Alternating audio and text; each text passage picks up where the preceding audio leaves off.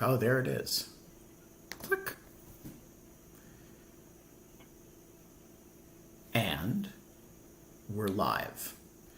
It is Monday, August 15th, 2022, the Ides of August, 5 o'clock p.m., and I have to tell you, the vengeful tweet thread against companies that don't deal honorably with me is not really my thing, but with Mozart, I have to say, La Vendetta, oh La Vendetta, because writing a USAA Twitter thread was emotionally satisfying. I don't intend for it to do what writing a Hertz thread did for Kate, that is to provoke a concession from the company. I merely hope that it will cost them in lost business more than the cost of paying out the claim for the cabin in the woods would have cost, because I'm just that kind of a vengeful asshole. We are not allowed to have fun anymore, but we are allowed to have the second part of a conversation with Jack Balkin, the first part of which I missed. So I am actually ill-positioned to host this. So I'm going to let Scott take the lead. Now, I just want to say, don't do business with USAA. And Orin Kerr is here. And Orin Kerr, who got me in trouble the other day, and I'm going to out him for getting me in trouble while he's popping up on screen. By the way, can I just ask, it seems like you've just done what's called an anti-commercial, where you people not to buy a product. I did. And so I thought that this was not a commercial venture. It is not a commercial venture. It is. We do not urge the purchase of any products except maybe, anti-inclusive legal positivism shirts, dog shirts. You're advertising all of my books and all of Scott's books and all of Orin's books. Exactly. And Ben's books. So do you guys want to hear how Orin got me in trouble the other day? I would love to hear that. I would love to hear that. Okay, we're not going to tell you because Orin doesn't want me to. But let's just say it involved a certain prominent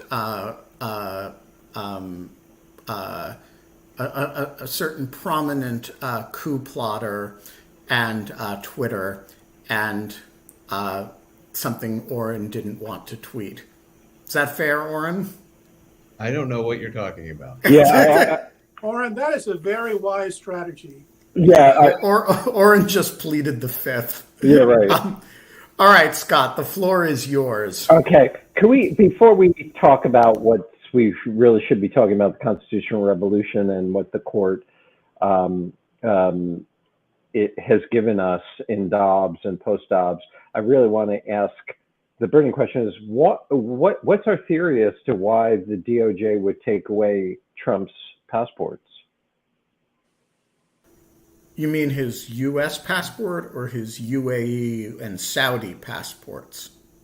Because, his Russian passport is actually, he doesn't hold it himself. It's held for him in Moscow. He was shown it by at Helsinki in secret, but it's really kept for him in Moscow.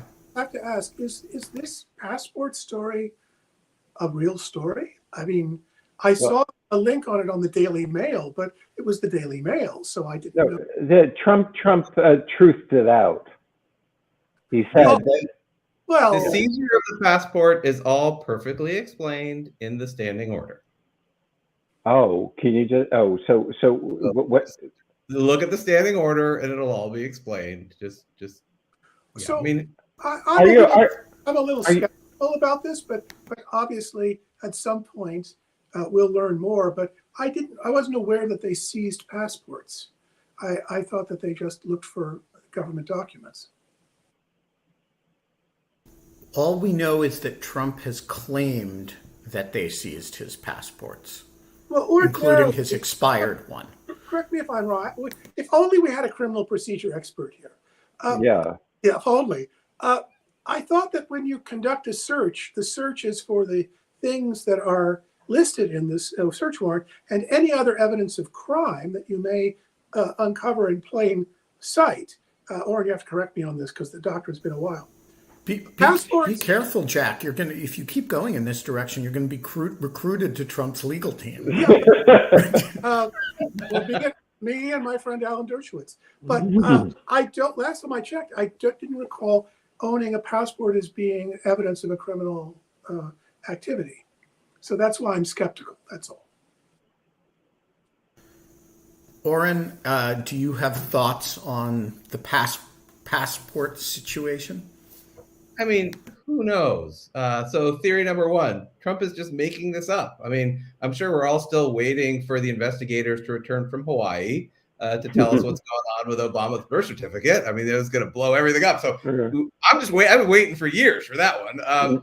So one possibility, he's just making it up, like a lot of the stuff that he says. Another possibility, I mean, it could be there was information about a passport that was connected to another document. It could be that there's all sorts of possibilities. I actually don't know if as a routine matter, it's FBI practice when searching through personal documents, do I seize a passport? Maybe it's considered an identifying document. I have no idea if that's sort of standard, but I mean, if Trump thinks it was wrongly seized, he's got a very, he can file a motion for return of property or just contact the FBI and say, this is obviously not, you don't need this, just give it back. And then he's got it back. So, okay. Yeah, I just wanted to get to that burning issue. But what we had talked about last week with Jack pointed out the kind of structuring role that certain types of legal positions that the court takes have on the formation of political coalitions. So one of the things that Jack pointed out was that now, post-Dobbs, is a kind of a perilous time for the Republican Party because now there is no room anymore for a Roe-like position, moderate position in the Republican Party. Do you? Oh, no. I think quite the contrary. I think it's quite the opposite. What's going to happen is now, if you take in a very extreme position on abortion, no exceptions, rape or incest, you may lose voters on the centrist side of your coalition. So you now have to sort of you have to deal with the people who really strongly feel about abortion on the far right of the coalition, and the people who are more moderate on the other side of the coalition, and you have to make them both happy. That you didn't have to do that when Roe was on the books because abortion law would be held unconstitutional. Now, both sides of your coalition are at war with each other, or they're going to have problems, and that's going to cause a problem for you. Right. So it's not going to exclude those people from your coalition, but it's going to create a problem of how to include. Whereas before they were automatic, not automatically, but there was no friction to explain away. What does inclusive legal positivism have to say about this, Scott? Well, since inclusive legal positivism is always wrong, okay, and because depending on what we talk about right now, if it's wrong, then they're connected. Yeah. If it's orthogonal, then let me see if I can sort of steer us on a path of discussion. So Dobbs, the claim that I wanted to talk about today is that Dobbs. I'm going to be recalcitrant on that and keep bringing us back to inanities. I'm just warning you. I'm going to make your life difficult on that. Yeah, this is not the only time you've done that. Recalcitrance is your superpower, really. Anyway, what I want to talk about today was this. I'm going to make a descriptive claim, and then we can talk about whether it's true or not. We are in the middle of a constitutional revolution. Dobbs is one element of it. The Brune case is one element. The religious freedom cases are one element of it. The gutting of the Establishment Clause is one element of it. The transformation of the First Amendment free speech doctrine is one element of it. The growth of federal power and the unitary executive is a part of it. All these different areas of law are changing pretty significantly in a relatively short period of time. And my claim is when that happens, we call that a constitutional revolution.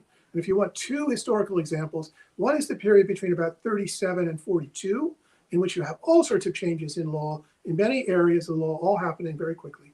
And the other is between about 1962 and 1969. The last years of the Warren Court, when Frankfurter retires and you get the reapportionment revolution, the criminal procedure revolution, the revolution in First Amendment doctrine, Griswold versus Connecticut, the incorporation of most of the Bill of Rights into the Constitution. All these things happen in this compressed period of time. So it's my guess that once you had 6 movement conservatives on the court, because you never had that many before, they could all now pursue the goals of movement conservatism, which have been known for a very long time. And so what we're going to see is we're going to see all of the different parts of the wish list essentially articulated and put into place. And that's good. Now, after that happens, there'll be interesting political consequences to that. And there'll be consequences for the court itself in terms of how its members deal with each other. Okay, that's the basic claim that I wanted to Okay, say. so let's get a reaction to this claim from all three of us. But before I do, I want to ask a clarifying question about the claim, which I only ask because we have 2 Yale Law School professors here, which is, what is the difference between a constitutional revolution and a constitutional moment? And is this a constitutional moment within the meaning of your colleague Bruce Ackerman's theory? It's like we rehearsed this, Ben. If I called you on the phone and said, asked me about Ackerman's theory, yeah. Because the criticism of Ackerman's theory from lots of people, for those who do not know, Bruce Ackerman is a colleague of Jack and Scott, and articulated this theory that the Constitution kind of changes through these moments. And one of the criticisms of this theory has always been that the moments are a one-way ratchet and the Constitution gets more liberal through constitutional moments. It never gets more conservative. So this would be, I think, a sort of counter-revolutionary constitutional moment. And so my question, how is this different from that? And should we now congratulate Bruce on having sort of the completion of his theory that the constitutional moment can go in either direction? All right, so Bruce's theory is not a one-way ratchet in that direction. Bruce's theory says that Bruce means something different by a constitutional revolution than I did. I just said you have got a change in doctrines over a very short period of time in many areas, and it's usually caused by significant changes in personnel, a process that Sandy Levinson and I call partisan entrenchment. One of the parties gets control of the judiciary, they put a lot of their friends on the bench, and they unite with what other justices are already on the bench, appointed by whatever party appointed them, and you have a critical mass, and they start making changes in a lot of areas of doctrines. This partisan entrenchment theory does not assume that the results are legitimate. It doesn't assume that they're democratic. They might be illegitimate in the sense that they're, that they're doing funny stuff. It could be undemocratic. Over time, what's supposed to happen is that through the appointments process, if most presidents get a roughly equal number of chances, then what will happen is over time, the center of the court will kind of gravitate toward the center of the national political coalition. But it doesn't have to happen. And in the past several years, we've seen that it hasn't happened. Rather, the center of this coalition is Brett Kavanaugh. Of the court is Brett Kavanaugh. Brett Kavanaugh is many things. He's not a moderate. He doesn't reflect the center of American public opinion. He doesn't. And so the reason for that is because of a series of some are constitutional hardball, some are just contingencies, accidents. But whatever's happened, you get a court whose center is pretty far to the right of the center of the public opinion, and that will create a problem. Now, you might call it a legitimacy problem or whatever, but it's a problem. Bruce's theory is completely different. Bruce's theory postulates that at certain moments in time, people keeps making proposals for changing the Constitution, but at a certain point in time, the public gets very excited about the idea. They get he uses the term aroused. I don't mean to use that term. Or gets aroused, and they start to deliberate about the big change they want to make. And over a decade or less, there are a series of crucial elections which are held. And these elections are basically about whether the Constitution should be changed. And then as a result of the elections, if the party that promotes it is successful, then their judges consolidate the meaning of the revolution, and statutes are passed and other things happen. And then in hindsight, everybody realized something big happened. But he says it's all democratic. It all reflects the will of the people.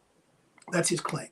And my view is it doesn't have to reflect the will of the people. It doesn't have to be democratically legitimate.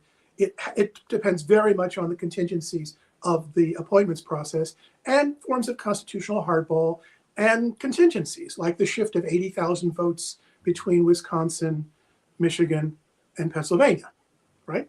So that's the difference between our two approaches. Right. So I just want to say that one of the reasons why Orin was invited on was to defend Bruce. Go ahead, Orin. Go ahead. Go ahead. Orin, so your thoughts in response. No, I mean, I think on the broad picture, I mostly agree with Jack's take. I mean, it's tricky on a couple levels. First of all, the current court is new.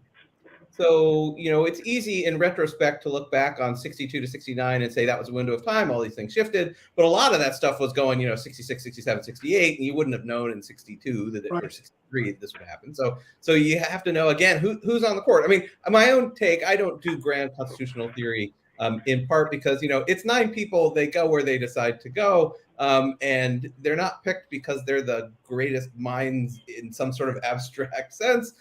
They fit the politics of the day and the president who nominated them and the Senate that confirmed them. And then they all get in a room and they decide that's what they think is the right thing to do. And so there's only so much you can kind of theorize about. I mean, I agree with the broad outlines of what Jack is saying, in that we've got, I would say, 5 movement conservatives and a half of a conservative, or 3/4 or 5/8, whatever the exact proportion is for John Roberts. I'm mostly on board, but not entirely. But that doesn't matter. You only need 5 to go where you want to go. And the one thing that I would, or another point that I would maybe disagree is, I don't think the current Supreme Court, I mean, to talk about movement conservatives, it's not obvious what that means today, because what on earth is conservatism? Most of American politics is whatever Donald Trump said that morning becomes like the thing that every conservative says is true. Like the standing order? He's sort of, everyone is the entire right is rotating. And so, hypothetical, let's say Donald Trump announces on Truth Social one morning, it's really bad to prosecute people for abortion. There should be a right to abortion. So he's worried about the future of the Republican Party, and exactly along the lines of Jack's argument. He starts saying, we need to include pro-choice voices. We need compromise. And anyone who doesn't compromise is out. I'm gonna primary. He's a rhino. He just turns everything around. I'm not sure that's probably turned a lot around. But I get your point. Can I just say, I think what's really important to note is there's a distinction between the conservative legal movement, which is elite. Right. People went to fancy law schools, they have fancy jobs, and they have their own sort of elite culture. And then there's the broad mass of the Republican Party that, as you're right, the Republican Party is changing and has changed significantly. And Donald Trump's a major catalyst. And there's a possible frisson. There's a possible conflict that might be aborted between this very elite conservative legal movement that's been growing for 30 years and this new base Republican Party. And you're right, that may cause things to torque in very strange ways. All right, Scott, your reaction to this theory? Are you asking me to opine on whether Bruce's theory would apply to counter liberal movements? Well, I'm less interested in Bruce's theory here than I am in areas of points of agreement and disagreement with Jack's articulated provocation. But there's no provocation. I feel like he just stated facts that, I don't see how one can disagree with. I mean, if what Jack is saying is that there's been a decades-long mobilization to nominate elite legal conservatives to change the direction in exactly the direction that the court is changing. That seems to me pretty straightforwardly the case. Do you disagree with that, Orin? No, I mean I think it's So the Democratic but yet Party. Orin did have some points of disagreement. Yeah. What was the so except for throwing shade on grand theory, where is there a significant disagreement? Yeah, I mean, I guess the question is sort of what is movement conservatism? Is there such a thing? We'd have to. So I amended maybe a friendly amendment that it's a legal conservative theorists version of a set of views that becomes the conservative movement. I don't know if that's a conservative movement or just like. Well, I mean, there's an entire literature on the conservative legal movement. I don't know how to. There's a whole political science literature on this movement. It's actually a thing, and you and I are basically adjacent to it in different ways, Orin. You're adjacent to it because you're a member of the Volokh blog, and the Volokh blog is connected to it. Many of the people on the Volokh blog are connected to the conservative legal movement. I'm connected to it because I'm an originalist, and because I'm an originalist, I'm in conversation with lots of lawyers who are originalists and are also part of the movement. So the movement is a thing, but I'm kind of not part of it because I'm a liberal, not a conservative. But I see it. Do you think there's a liberal legal movement too? What's that? Do you think there's a liberal legal movement too? No, there's a liberal establishment. That's the way I would put it. There are all these different social movements on the left, but there isn't a single cohesive movement. It's not movement politics in the same way it is on the right. That's really the big difference between the politics of the last 40, 50 years, is that you have a powerful set of conservative social movements that have won lots of elections and really cared about the courts, and they've stocked the courts very successfully. And the Democratic Party is much more a loose coalition of different interest groups and movements, and there are liberal elites. Like you're at Berkeley, right? There they are. I'm at Yale. Here they are. But they don't have that same sort of movement ethos. So, for example, there's no real equivalent on the left to the work that the Federalist Society performs. The Federalist Can I push back on that? Yeah. If you go to a Federalist Society meeting, there's a lot of disagreement as to that is not the claim I'm making. It's not that there's no disagreement. It's rather. Let me finish though, which is if you go to a Berkeley faculty discussion of a paper, there's no disagreement, right? There's a very specific set of views which are thought to be correct. And why isn't that like a liberal legal movement? Because it doesn't have movement politics behind it. That is to say, it isn't. Yeah, it has faculty politics. Yeah, it's faculty politics.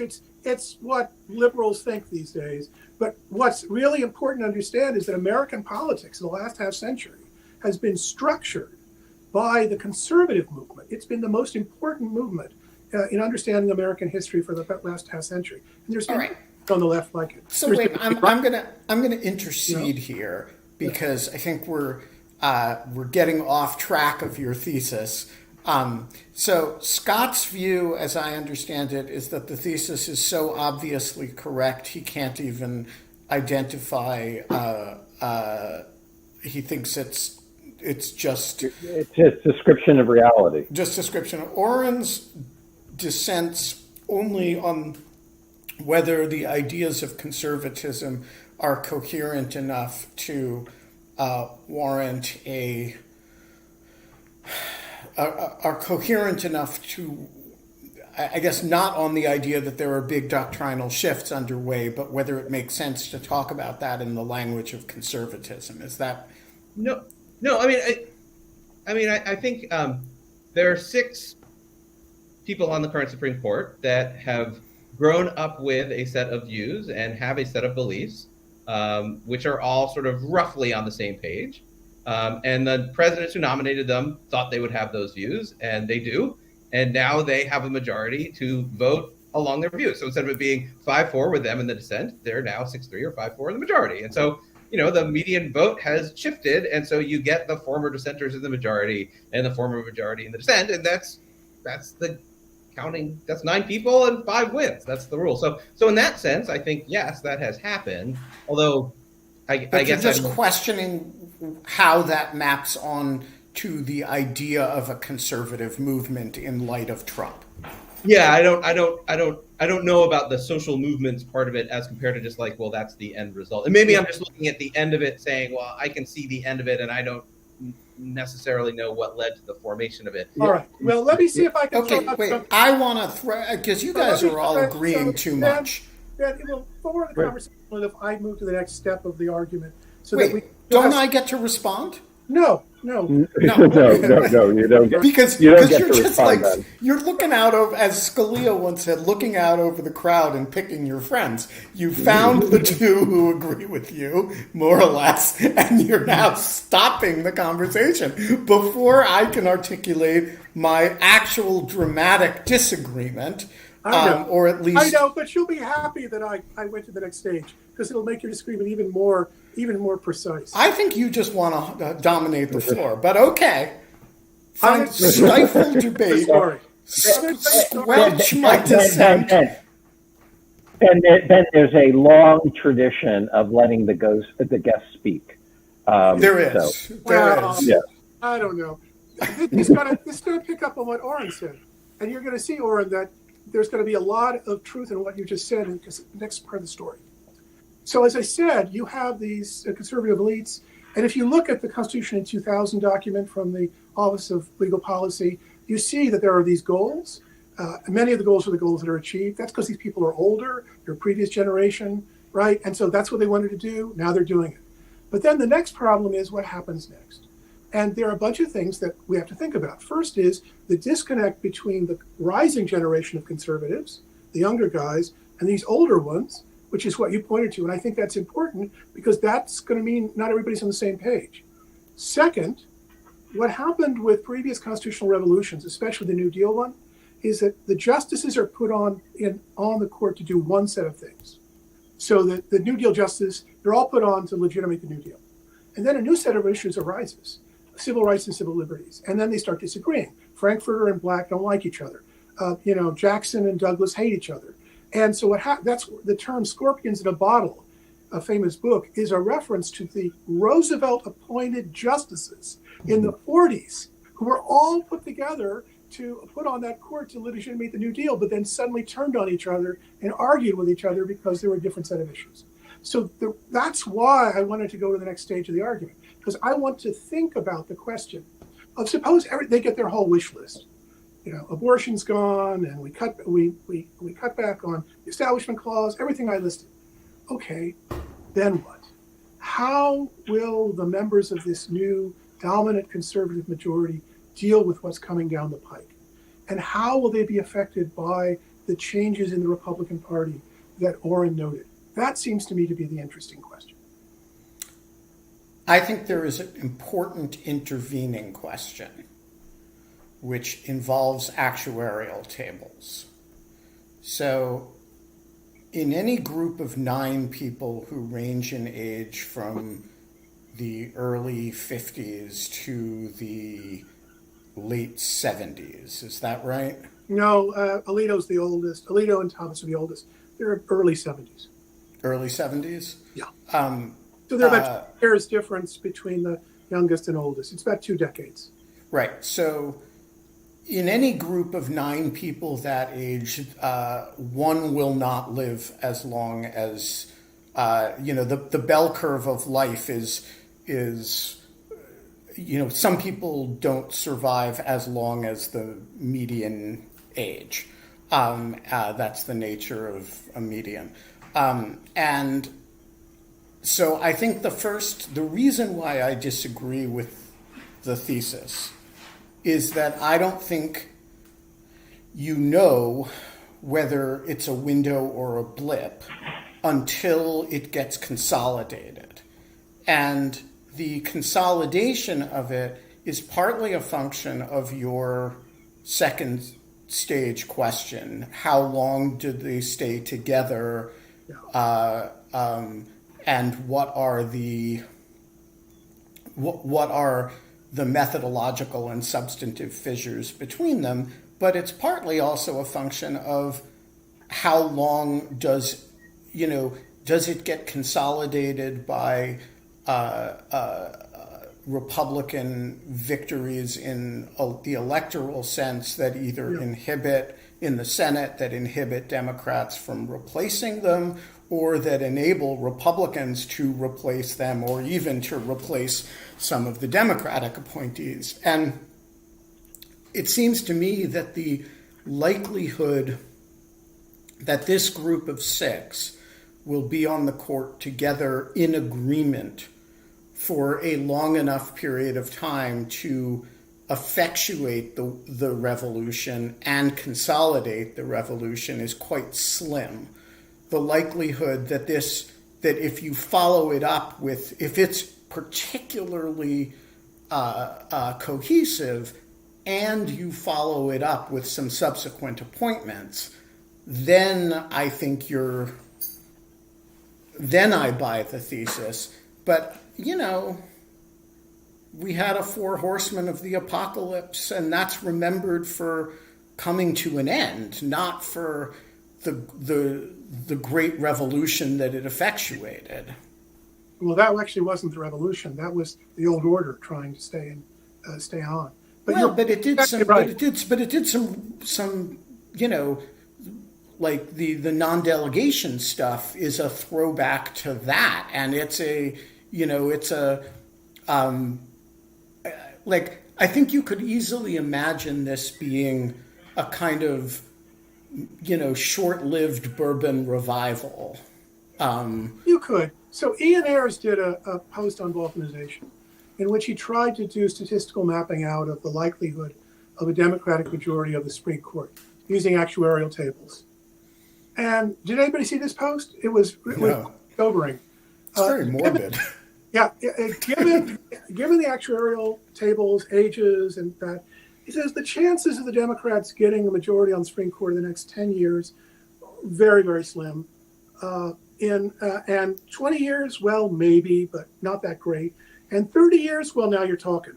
That is to say, because of the success of the Republican appointment strategy, which is to put very young people on the court, and so they'll be there for a very long time, the Republicans have baked in a majority for some time. Now, of course, you're exactly right about this. 1 or 2 of these justices, God forbid, could keel over and die, at some point. But they tried to pick young people, young and healthy people, and keep them on the court for a long time. And Clarence Thomas was appointed in '92. He's still there, and he's probably going to be there for 10 more years. So the next thing is that a constitutional revolution usually is very short. The Warren Court Revolution is 9 years. The New Deal Revolution is from 37 to about 43. That's 6 years. And so it doesn't have to last that long. All it has to do is basically knock down a lot of old decisions, put a bunch of new things in their place. And then the natural conservatism, by which I mean the status quoism of lawyers, will do most of the rest. Yeah, I mean, also we've been 5-4 conservative for close to 20 years. I mean, more than that. Like 30? Since the Rehnquist court. So, I mean, things have been tilting and moving in that direction. Things feel solidified, but I think that the debate here is getting caught up in the semantics of what a revolution is. Like I took Jack's claim to be we're in the midst, So like it turns out that like in 1792, if all of a sudden the royalists win, you'd be like, oh, okay, well we had a French Revolution, but it lost, So I think that's part of the thing. I want to focus on one thing that it was a moment to me which I found very revealing when Orin gave a paper I think it was last semester, FedSoc, and I was moderating it at the law school. It was about equilibrium analysis, about criminal procedure and stuff like that. And the digital Fourth Amendment, as I recall, that was the talk, which was characteristically excellent. But one of the things that I thought was really interesting is that Orin, he goes through his whole analysis, feels at the end compelled to say, well, since it's the Federal Society, I feel I should say something about the originalist arguments for this. And then gave an originalist thing as if it was like he had to tick that box because that's what, it was like, please play Tiny Dancer at an Elton John concert or something like that. And so there's a sense in which there is an understanding of what kinds of arguments are expected in certain venues. And that's a very powerful signal, it seems to me, of a revolution among elites where they feel, despite the fact that there really is not adding to their argument in the slightest, feel compelled to give it. Your defense of this embarrassing move, Orin. So I think you're going to see, at least at the rhetorical level, a shift to originalization, where everything's going to be, if you're writing a brief on a Supreme Court issue for the Supreme Court, you better phrase it in originalist language. Now, it may not actually do any work. It may be at such a level of abstraction that it's like, the framers would have loved this. And here's the smart answer. So you get some of that. And so I think you're going to have a certain amount of kind of just rhetorical shift and briefing shift and that sort of stuff. Now, how much? But before, everybody targeted their briefs to Anthony Kennedy. How different is that from? That's exactly right. It's not obvious that's going to make a huge difference in substance.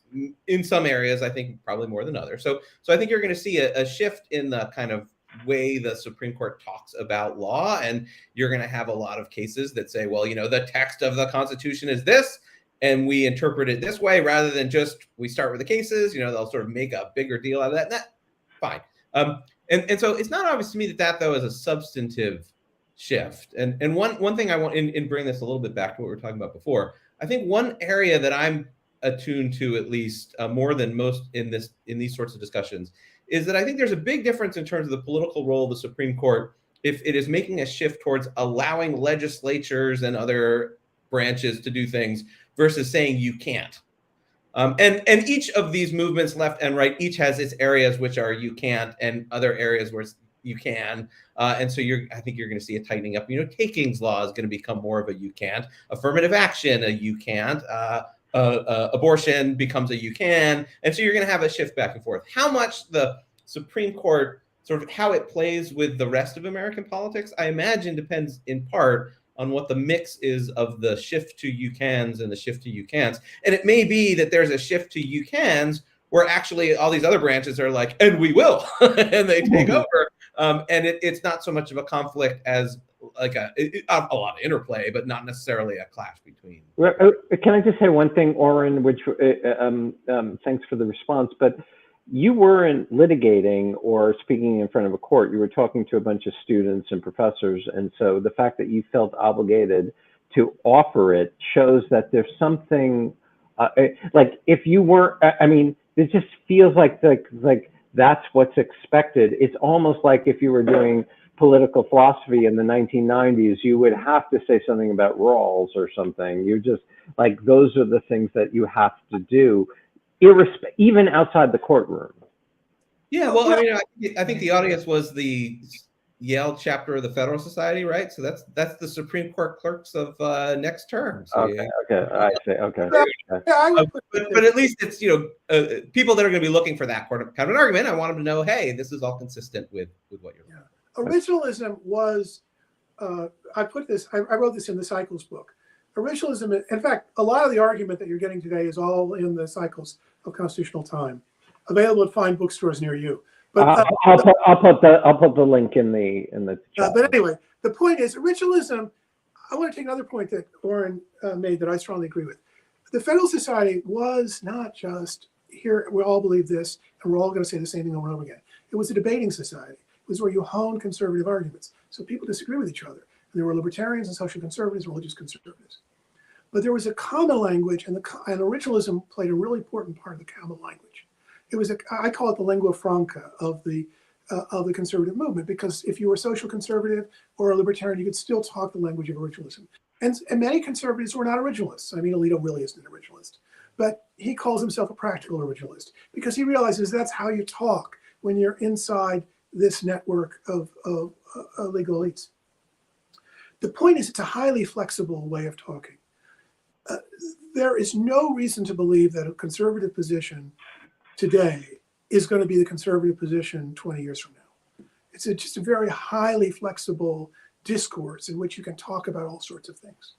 And what I'm interested in is what happens after, and I don't mean to do this in a pejorative way, but the familiar, the dog catches the car. The conservative legal movement gets everything it ever dreamed of. It rolls back things it wants to roll back. It prohibits things that it wants to prohibit. This is, you can and you can't. This is what Orin was saying. And it gets all those things. But in the meantime, the party has become Trumpist, working class. There's a conflict between economic conservatives, deregulatory and libertarian conservatives, and social conservatives, right? And you see inroads by different folks into the conservative movement. And that eventually has effects in the conservative legal movement. I'm interested in that question. Yeah, so I totally buy this question. And just for those of you whose constitutional history is this, as Jack said earlier, this really happened to the Warren Court, to the New Deal court liberals, and it particularly happened. So they hang together through, including with some, they all hang together through Brown and the desegregation cases. But then by the time you get to Griswold, Hugo Black, the great liberal, is a dissenter, and he famously writes, "I like my privacy as much as the next man, but I'm constrained to find that I can't find it in the Constitution," right? And so this is, and on the other hand, when you then put Harry Blackmun, when Nixon puts Harry Blackmun on the Supreme Court as a conservative, he is part of the, he writes Roe, right? And so you have this ideological mixture that happens where the old liberals, including Byron White, who is the, a dissenter in Roe, right, hold together for the things that they're appointed for, but then these new issues come up, like personal sexual privacy, and that wasn't what they were talking about when they were appointed. And so I think Jack's question is, so to answer it, you have to imagine, what are the issues that are going to come up over the next 15 or 20 years that don't map on to contemporary politics? Well, it just so happens, Ben, we have an expert among us, an expert in digital cybercrime. He happens to be here in the audience today. And these issues, in fact, are going to come up over and over again. Aren't they already? Isn't this what we're talking about when Clarence Thomas suggests, that we treat the platforms as common carriers? Well, I was thinking of criminal procedure, but yeah, I do digital speech, so you could ask me too. But I was interested in criminal law because it's an area that's been traditionally thought as where the conservatives and liberals don't agree on anything. But it seems to me, and here I'm going to throw it over to you, Orin, that's all going to get scrambled with cybercrime. I think that's right. But to bring something together, my recent article, Cats as Originalism, explaining how the Cats versus United States, the reasonable expectation of privacy case is entirely consistent with an originalist and textualist methodology. And why did I write that article? Because it was clear that we're a few years away from a originalist rethinking of the Fourth Amendment. And I wanted to sort of lay down hey, wait a minute, this is all about form. This isn't about substance. And you can be perfectly comfortable with the substance of this. And you don't, if you try to go create an originalist version, you're just going to recreate everything you've done. And it's not going to make any difference to any outcomes of any cases. So just, don't confuse the substance and the form. And I think, I do think that these issues are going to divide conservatives in the future. It's one of the things that makes criminal procedure, I think, especially the digital stuff, a fun area, because you don't get ideologically predictable judges and justices. You don't expect, we've got a Democratic nominee, they're going to come out one way. We've got a Republican nominee, they're going to come out another way. Instead, it's you don't know where they're going to come out in certain cases until they each have a track record. And unfortunately, those cases are going slowly. The good news is it's giving me time to work on my book. The bad time is that it's like all of these issues building up and all these deep circuit splits, and eventually the court is going to have to resolve them. And how they're going to resolve them, like, no idea. I have no idea what they're going to do. This is really fascinating. So, because we started with this constitutional revolution, Jack's claim, and then we've been debating about, like, well, is it just merely on the way, or has it been consolidated, yada, yada, yada. Okay. But now we're talking about things that we can't, or just, we're not on the surface of, fissures that were not on the surface, but develop over time. I wanted to ask both Jack and Orin, where do you think, like, the kind of biggest split is going to be among the conservative coalition on the court, in terms of, will it be criminal procedure? Will it be sexual morality? Will it be, gay marriage? Will it be federal state relationships? It's a very interesting question. And to go back to Ben's point, a lot of it depends on the direction of electoral politics. So here's just one example. I mean, one way, the simple answer would be institutional conservatives versus radicals, right? That's Robert's institutional conservative, go slow, I'll get there with you, versus Thomas, who's the radical.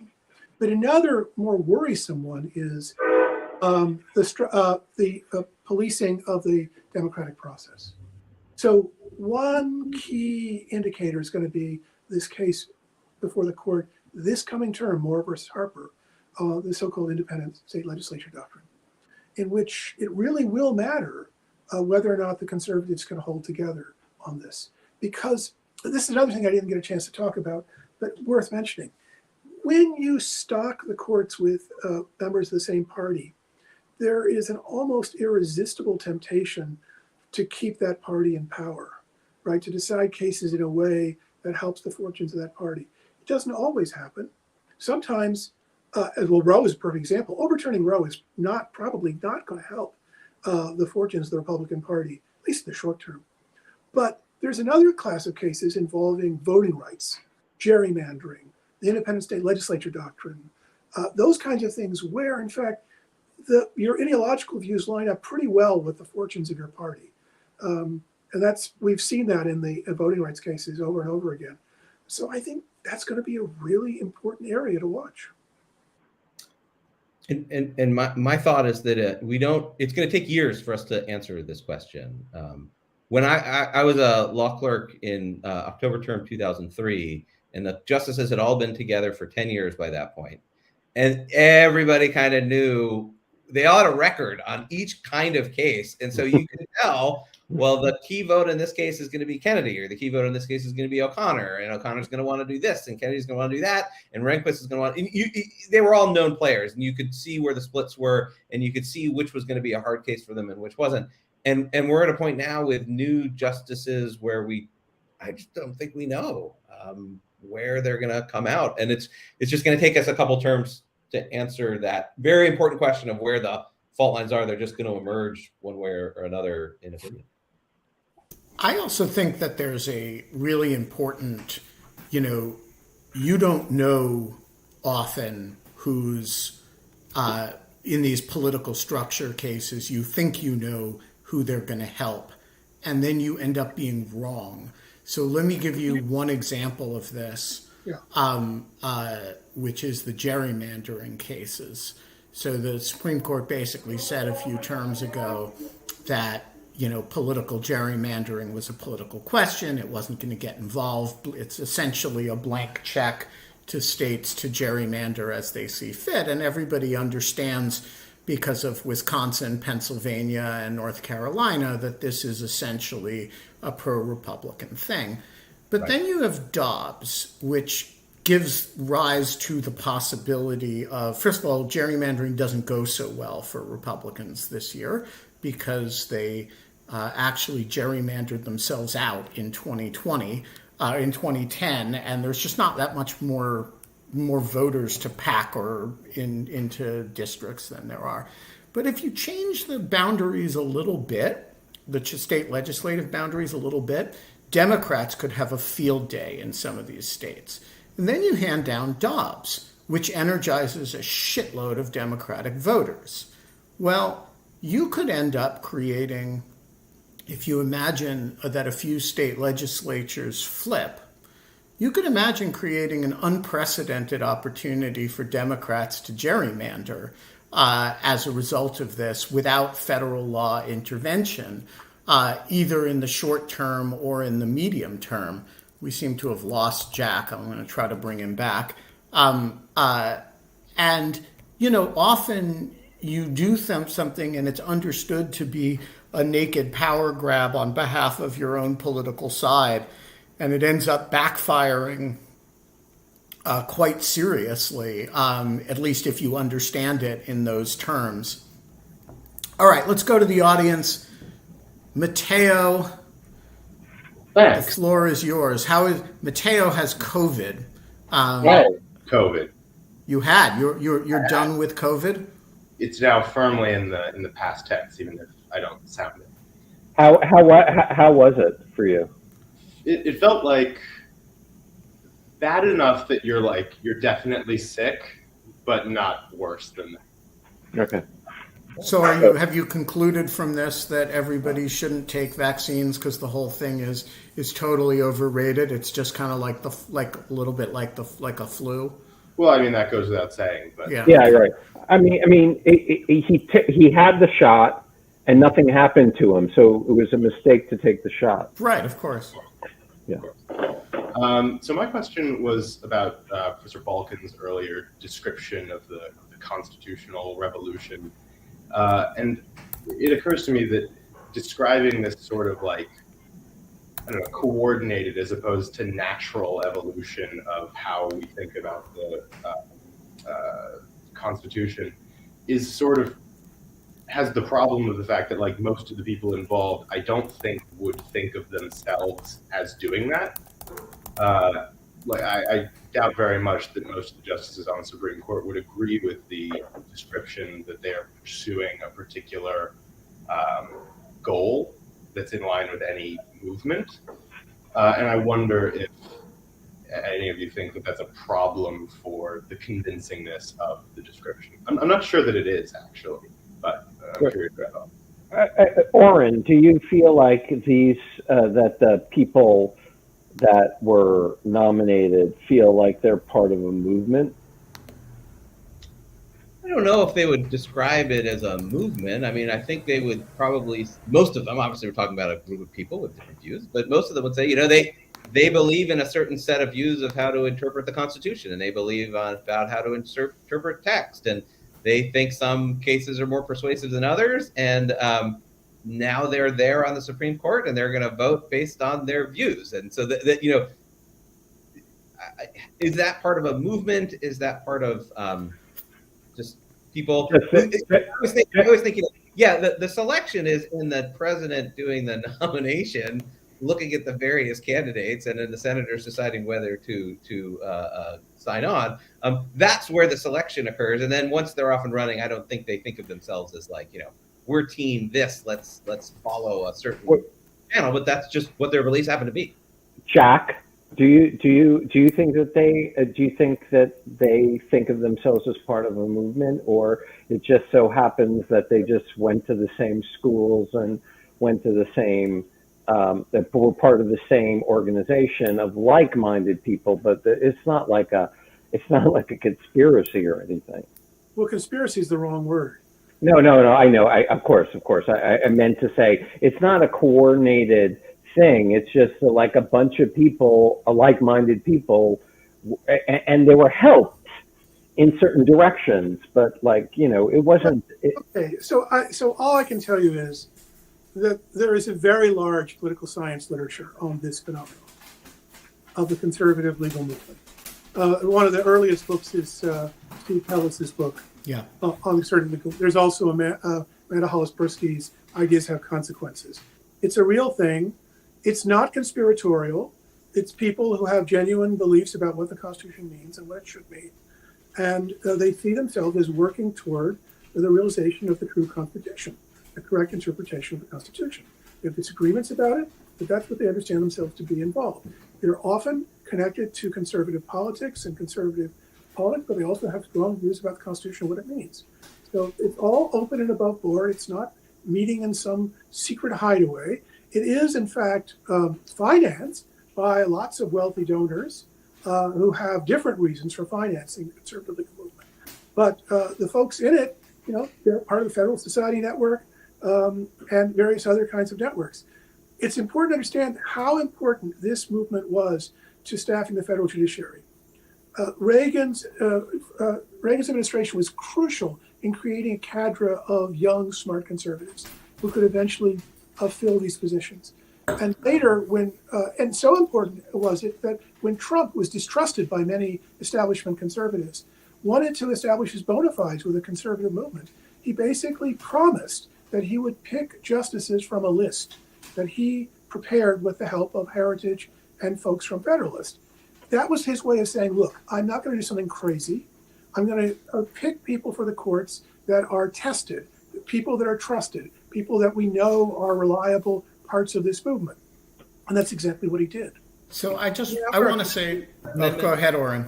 To this, which is, I think the role of the Federal Society was basically in creating some sort of a farm team of people who were going to reliably believe what the president and senators wanted those people to believe.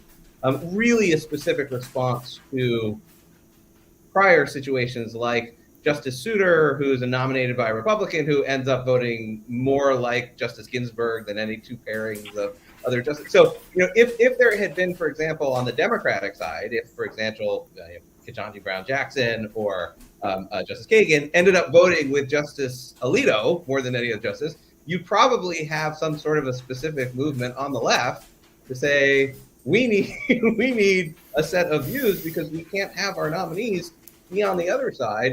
And so I think there was the Federal Society sort of almost becomes like a stand-in or a way of creating a set of views in an environment where that was not something that could be relied on just because someone was a Republican and a lawyer, for example. We call that peer review. Well, I also want to say that in specific response to Matteo's question, that the conservative justices are not all similarly situated in this regard. So I don't know what Brett would say about whether he's part of a movement, but Brett is objectively part of a movement. He comes out of law school, he clerks, he works essentially only for conservative and Republican causes, including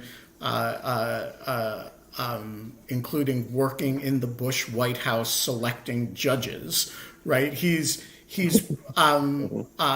and then goes on the bench with a specific, grooming him for the Supreme Court ambition. And I think it's very implausible. Now, that doesn't mean that he's, a conspirator, as Jack describes. He's a perfectly earnest, but for Brett Kavanaugh to say he's not part of a movement just defies his resume. By contrast, John Roberts, spent some time in the Justice Department and the White House counsel's office as a very young lawyer, and then goes to Hogan and the Solicitor General's office to practice law. He's a lawyer's lawyer for 20 years. Yeah. He's never been a member of the FedSoc, which actually irritates him during his confirmation. He's constantly tagged with FedSoc stuff. He was never part of the FedSoc. I think John Roberts is just he's a lawyer of a conservative disposition who has a Republican and conservative views. I don't think those two are similar. And by the way, Amy Coney Barrett is, executed right now. I'm sorry?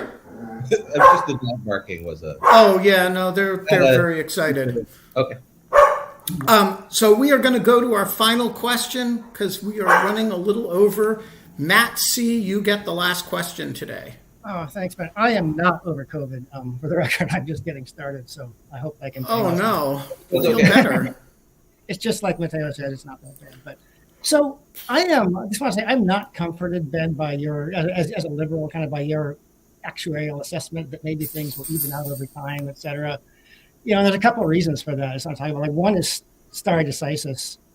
Like, what if it becomes, embedded? Well, surely the last couple of years have shown you that stare decisis is an overrated constitutional value. Clearly it is. And so if it becomes not just something that some justices do, but like embedded in their like conservative, thought, whatever that is, then doesn't that kind of create like an unfair game, a long-term ratchet where, okay, we're willing to overturn your precedents, but if we get 30 years from now a good moderate or whatever, liberal majority in the court, I don't want them to go around just like starting to willy-nilly overturn precedents, because I actually believe stare decisis is an important concept, and there are negative things that happen when you change just because the personnel change. And so how do they deal with that?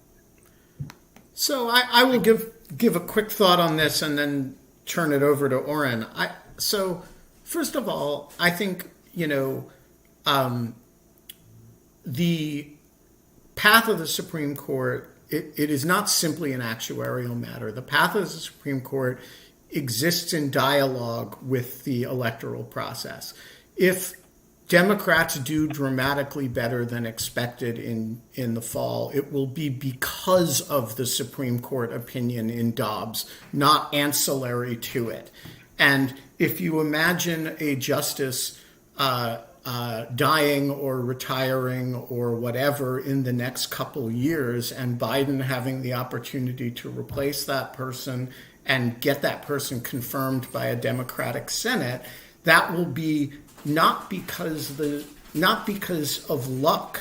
It'll be because the public reacted in a very Bruce Ackerman-like way to the actions of the Supreme Court in the electoral process.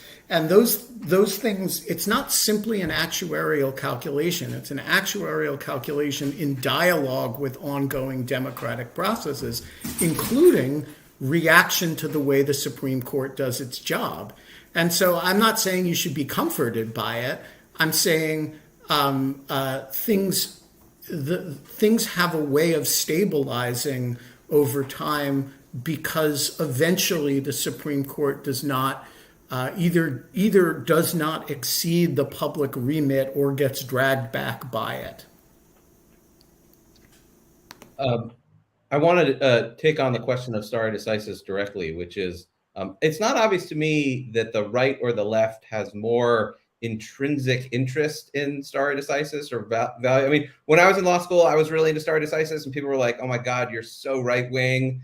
Don't you know the Constitution is an engine of progressive social change in which we achieve progressive outcomes through changing precedent? And if we don't change precedent, we're never going to achieve that." And they were like, "Go to Federal Society meetings." That was like a rough encapsulation of my first. And a conservative was born. Like, I was totally clueless about this stuff, and it was just and so that was at the time. Today, I think the Supreme Court is not interested in stare decisis, or less interested, not interested, but less interested, because of just there's no longer a swing vote in the center. And whenever you get a bunch of justices who think that a bunch of cases are wrongly decided, you're going to have a lot of debates among them, like, should we overturn this case or should we just narrow this case? But they're probably going to start changing votes. And I think we've had for the last 50 years or so, since the end of the Warren Court, a time when basically the swing or center vote at the Supreme Court was some sort of a moderate Republican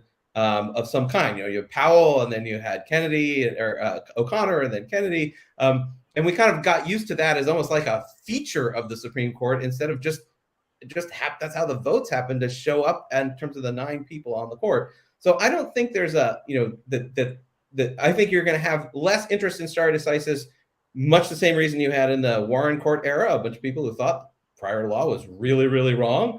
And then if the court shifts, you may have a whole bunch of stuff gets reversed back.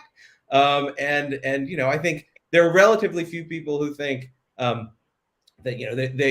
they strongly adhere to stare decisis or don't, consistently across the board. There's a lot of contingent stare decisis belief depending on which case is up. And so I just think it's part of the inherent, and this is going to be a Jack Balkin point. It's the cycles of constitutional thinking. It's the sort of, the pendulum shifts back and forth on these sorts of views. That's my take. And with that, Jack, I guess I'm offering you up.